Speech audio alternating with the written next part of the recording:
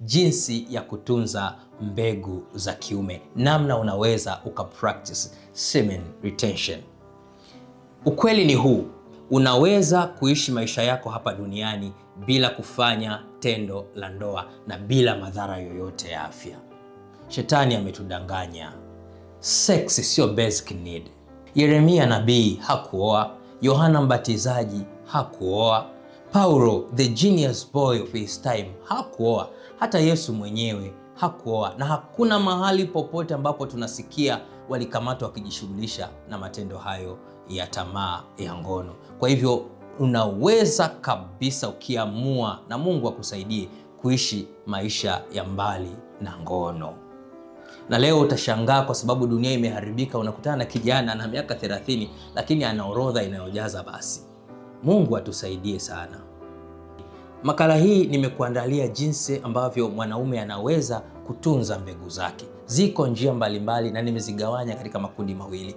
Moja, kundi la wanaume ambao hawajaoa, yani wasiooa, lakini pia na wale wenzangu ambao tumeoa. Kwa wale ambao hawajaoa, ziko njia mbili kubwa. Unaweza ukaamua kabisa kuishi maisha bila seksi mpaka utakapofikia ndoa. Na inawezekana, it is very possible. Uambie tu moyo wako, nuia ya kwamba I can, yes I can, and I am sure it is possible. Na unaweza, kwa sababu wengi wameweza. Wala usijidanganye kwamba seksi ni swala la muhimu sana. Na ukiamua kuishi hivyo, utafanya mambo yako vizuri mpaka utakapofikia ndoa takatifu. Lakini iko njia nyingine ya pili. Unaweza kuamua kuishi maisha ya kitoashi, yani celibacy life.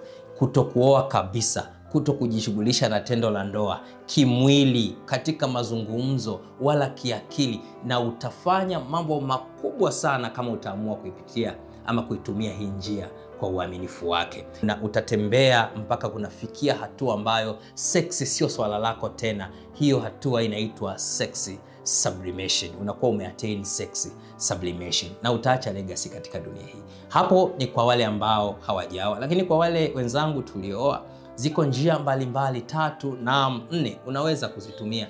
Njia ya kwanza, jifunze kushiriki tendo la ndoa bila kufika kileleni. Njia ya pili, unaweza ukashiriki tendo la ndoa na kufika kileleni bila kumwaga mbegu zako. Mwingine atajiuliza, pastor, inawezekanaje? Inawezekana. Endelea kutufuatilia katika makala hizi. Nitakupatia somo zuri la namna ya kufikia hapo. Lakini njia ya 3 kwa mwanaume, shiriki tendo la ndoa mahali ambapo ama wakati tu ambao unatafuta mtoto. Yes. Lakini kitu kingine ambacho natamani kukuongezea hapo, maisha haya ni mepesi na yanawezekana. Neema ya Kristo inatubidisha. Njia ya 4 ni kuwa na kiasi. Kiasi ni tunda la Roho. Kiasi ni tunda la Roho. Biblia inasema, na wala hamuwezi kuzitimiza tamaa za miili yenu. Hauwezi, kwa sababu kile sio chakula, hakishibishi.